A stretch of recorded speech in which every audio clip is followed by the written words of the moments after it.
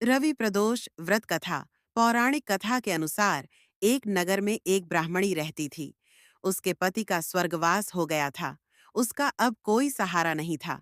इसलिए वह सुबह होते ही वह अपने पुत्र के साथ भीख मांगने निकल पड़ती थी। वह खुद का और अपने पुत्र का पेट पालती थी।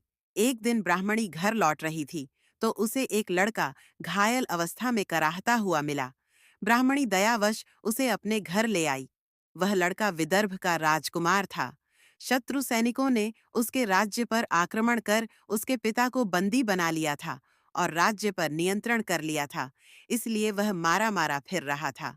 राजकुमार ब्राह्मण पुत्र के साथ ब्राह्मणी के घर रहने लगा।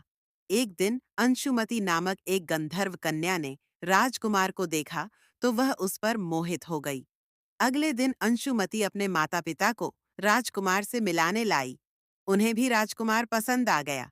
कुछ दिनों बाद अंशुमति के माता पिता को शंकर भगवान ने स्वप्न में आदेश दिया कि राजकुमार और अंशुमति का विवाह कर दिया जाए।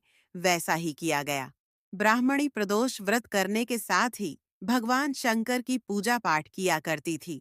प्रदोष व्रत के प्रभाव और गंधर्व राज की सेना की सहायता से राजकुमार ने विदर्भ से शत्रुओं को खदेड़ दिया और पिता के साथ फिर से सुखपूर्वक रहने लगा।